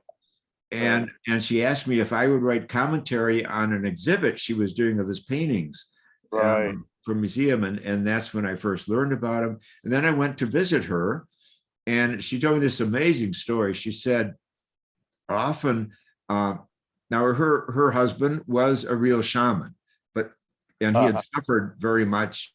He was tortured in a GI camp while in a concentration camp in the Second World War when he was captured. And but she told me how frequently, she said, when my husband was painting, dead painters would come to my husband and dictate paintings to him. I said, really? And then she left the room, and she came back holding a painting. And from across the room, it was a long room, I saw immediately, I said out loud, I said, oh, that's a Paul Klee. Yes, she says, I remember the night when Paul Klee visited my husband and dictated this painting. And it was signed Paul Klee. And I'm thrilled by that story, because it's so Native American, you know, that of course there's a world beyond this world. And interesting, there's a lot of communication going on back and forth, you know, but you got to kind of be on board, you know, to expect it. Life is so much more interesting than television is. So that's just one great story I love to tell, that dead painters came to this shaman wisdom figure and dictated their paintings after they died. So, I mean, what's more wonderful than that, you know? Right. Well, maybe your next good book could be a collaboration with a shaman or a Native American theologian, where you do something together in creation spirituality and indigenous spirituality. Yeah. Anyway, I'm just putting a plug for that. No, I hear you. Also, when I was in Australia, I had some powerful experiences with Aboriginal leaders there. And one of them I hired to teach with us. I'll never forget, we had a workshop for a week, you know, there are like 300 people in it. And, but I told the organizers, be sure to hire an Aboriginal to teach.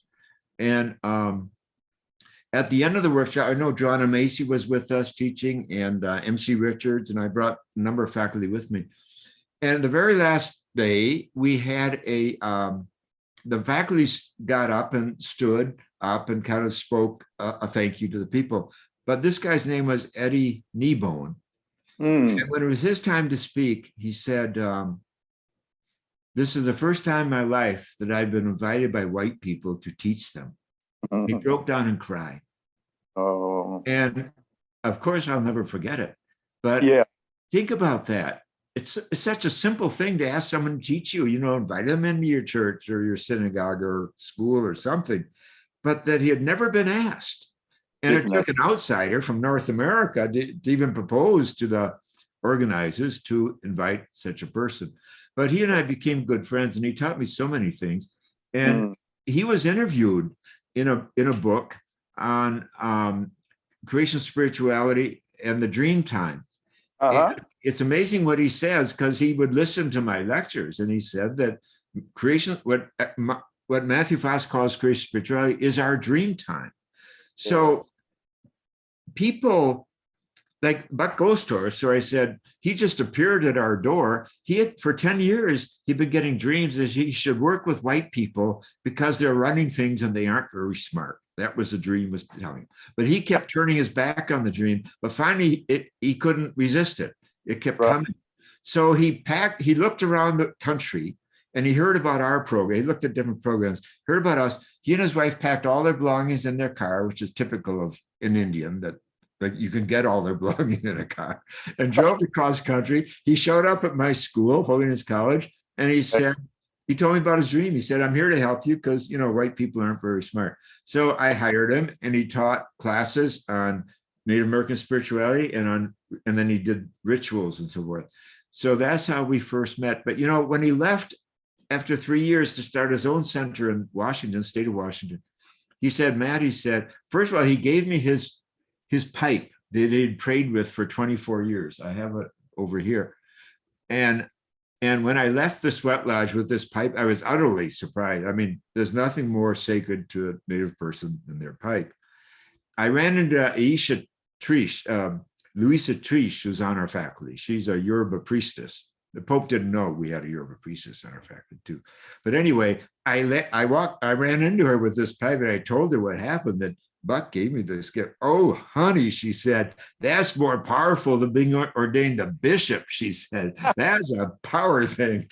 So anyway, when he left, he actually said this to me, Buck did. He said, Matt, he said, I didn't think I learned anything from white Christians when I joined your faculty. He said, I've learned more than I've taught. Now, this was, and Buck was an ex-Marine, because when he was stolen from his family, he ran away from home when he was 16 and joined the Marines. And he ended up in Vietnam, etc. And he came back, he started to drink, but he ran into a Wallace Black Elk, who was an active Indian ritual maker, and he brought him back to his ceremonies and back to his tradition. And Buck then went and got a BA in history in Florida, and then he started this center for spiritual practices in South Carolina, and then he joined us after 10 years. But I was really blown away by that, because Buck was a Marine, and he was no bullshit. He didn't flatter anybody at any time, but that he said that he learned from us as well as we were learning from him. I think that's one of the most important stories of my life, that deep ecumenism is mutual. There's mutual learning. Right.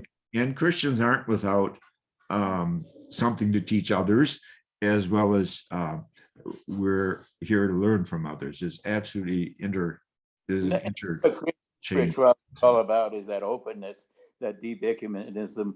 But it would be a big plug. It would give more prominence to indigenous spirituality if you collaborated with someone, with another shaman, because you're a shaman yourself. You're a Western shaman, by giving him not only through your creative spirituality, but giving importance to dreams that you just shared in this talk.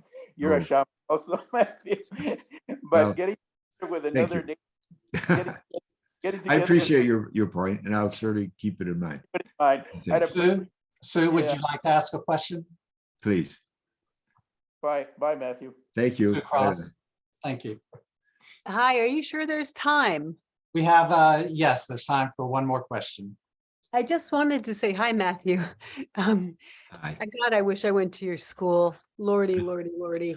I often talk with you about the Via Negativa, but I wanted to just say that I live in a sea of young people and adults who are not religious, they're atheists, and they really don't have any kind of spiritual path at all. So I was touched by what you said about, your questions about how are young people today finding their spiritual way. And so many of the 25, my daughter's 25, and, what I'm seeing in them is that they don't have any traditions at all. They don't have any sense of faith. And so many of them, I think one of the mottos that I'm always sort of laughing at The bumper stickers they have on their cars, they say no bad days. This is a thing for the young people. So the via negativa is definitely kind of off the table.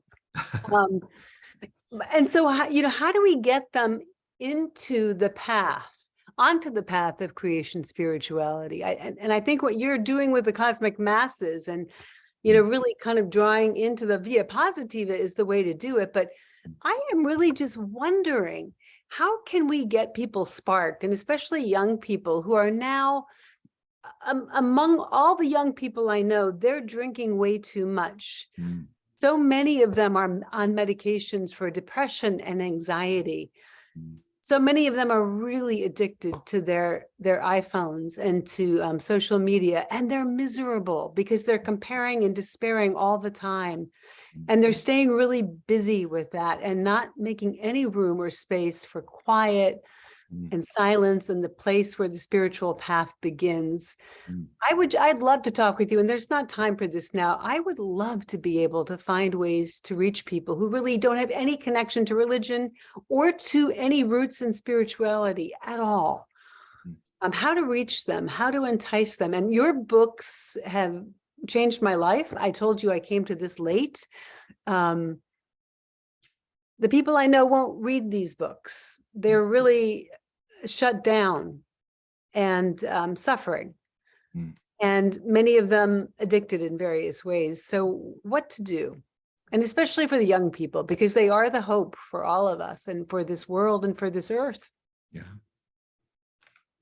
Well, that's really such an important question. And I really appreciate your telling the stories. And I think those stories need to be told, so I encourage you to write up these kind of stories, and you don't have to use anyone's name or anything, but I mean, raising this question, but I want to say that it's not universally that bad. I mean, I've met many young people who are very eager to develop a spiritual practice and to work with elders. That too, that we're the elders. And I think one thing we have to do is to wake up the elders and retire this word retirement and replace it with what I call refirement, and to have rites of passage for elders, because elders have also been badly treated in our culture. And the idea that once you leave your working world, your regular job or something, that you're just supposed to vegetate or play the golf course or the stock market the rest of your life. I mean, that's really belittling the wisdom and the experience that elders can carry. So the whole idea of bringing together young and elders together in the same room.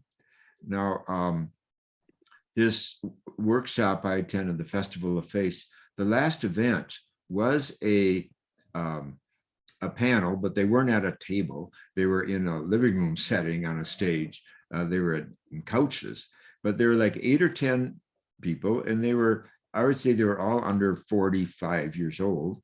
And some were in political positions, and there were Black leaders and white leaders and Asian leader. And one was a gay leader. And they were all talking about the trauma that Louisville went through a year ago with the shooting of Breonna Taylor, and how they reacted, how the community, and how to heal it, and what to learn from the experience you see. And it was very candid and direct. Especially the Black leaders were just really blunt and telling the story of the history of racism in Louisville, and directly to these white people, and the white people were listening, and most of the audience was white. So that kind of blunt exchange itself. Now, and I had to close I was asked to do a ritual following this event to close the whole event, because that was the last event. And what I found myself saying was that I was moved as an elder to listen to young people. They were all younger than I. There were people in their 20s and 30s and 40s in this group. And to see the passion and the search for truth. They were trying to tell the truth And because how else can you heal except the truth? Only the truth shall make us free. So I was moved by that, because this, it wasn't about who's going to church and who's meditating. It was about our community has been fractured and broken, and violence and all this stuff. And of course, the police are heavily responsible, but who's watching over the police and all that? So it was so real, and it was just a wonderful way to end a 3-day conference on Festival of Faith. So I just want to say that I talk about praying the news, not just watching the news. And praying the news means that when there is this profound breakdown, the via negativa shows up in the news, we have to be with it, and let it ask the questions for us. Why did this happen in Louisville? And of course, a lot of investigation has shown that the police were lying and covering up and doing all these things. But it doesn't mean every policeman was, but enough were to make it happen. And so I think that news itself, and of course, the news of the planet suffering, young people know about this. Now, whether they're able to face it directly, whether they're in denial, or as you said, taking drugs or alcohol to cover up the pain, or turning social media into an addiction to cover up the pain. Because, Wilson Schaef writes about the politics of addiction, and how addiction is invariably a way to get out of touch with our deepest feelings, whether of joy or of anger or of hurt, you see. And so we're just so good at finding some addiction that does that. Our culture sells it, makes money on this. It's a lot of our consumerism is built on that. So what spirituality is really essentially is going deep into that pain.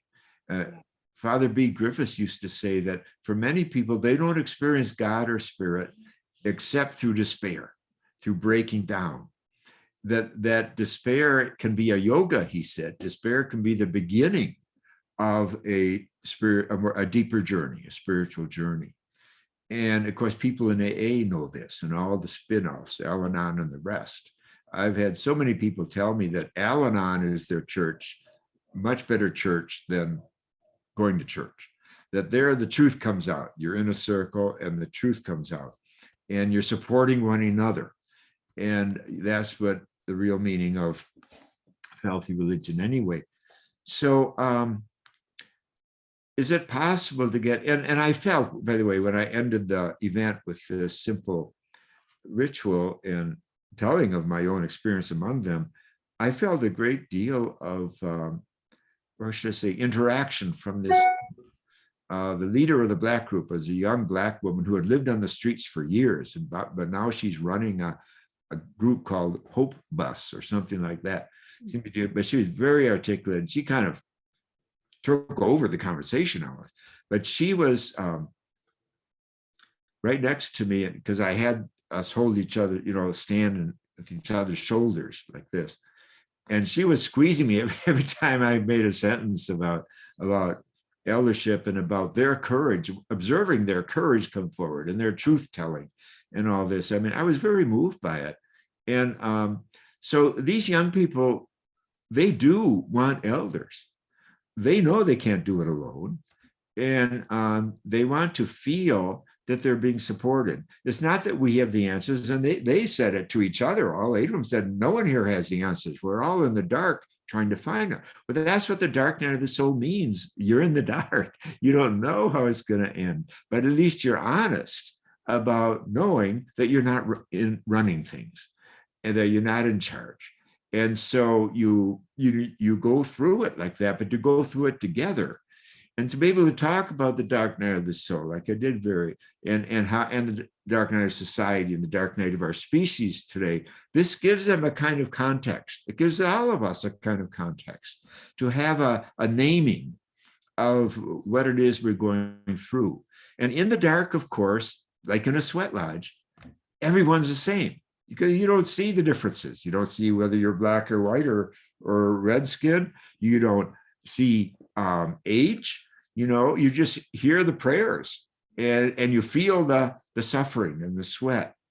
And so many conversions happen in that context of the sacredness of darkness when we're not judging one another because you can't. You're just being what Howard Thurman says, stripped to the literal substance of yourself before God. So I think now another route then for young people, frankly, is to be invited to sweat lodges. Sweat lodges wake people up. And when you're young, especially the men, it's severe. Sweat lodge is something severe. You're taken to the edge, and that's very important. My first 20 minutes in a sweat lodge, I thought I was going to die. I was looking for a fire exit or a fire extinguisher. After 20 minutes, I realized I was going to die, and I yielded to the experience. And that's when you go into another state. And that's the brilliance of it. That's the genius of it. And, it's not just Native Americans who practice sweat lodges.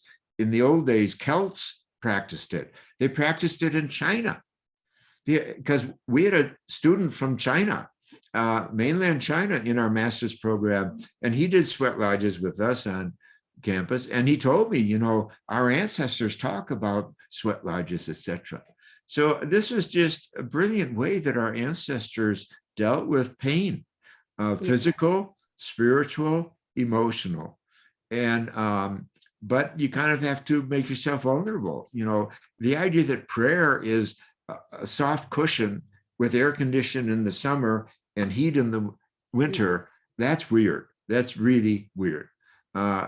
Prayer demands more of us than that. And it should affect all the chakras.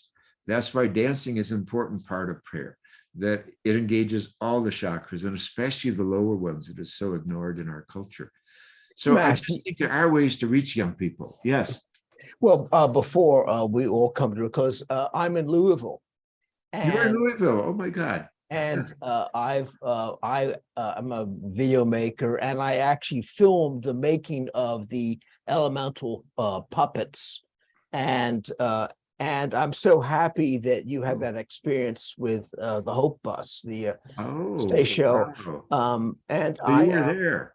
Yes, well, and me. of course, Joanna Macy, her workshop is what brought my wife and I together. So there are many we're woven together in many ways. But I just wanted to thank you for the kind of wisdom and gifts, the light that you've brought to so many people, including me and my wife. And I just wanted to say how much we appreciate what you've done for as an elder, thank you. Thank you. Thank you. I had no idea I was talking to a Louisville fellow who met the puppets, and not only met him, but took film of them. Hope I see it sometime. It's a small world. What an excellent way to end this. Thank you, Odin, for those beautiful words from Matthew. We all feel the same way. I wish we had another hour to answer Sue's question, because I thought that was an excellent question too. What are we going to do with our next generation? So again, thank you all for attending tonight. I hope you'll join us December 15th for Christian Mystics, 365 readings and meditations. And until then, I wish you peace and a happy Thanksgiving. Thank you very much. Blessings to all of you. Thank you. Thank you. Thank you, Matthew. For inviting us, and Dennis. Great. Peace to you. Good night.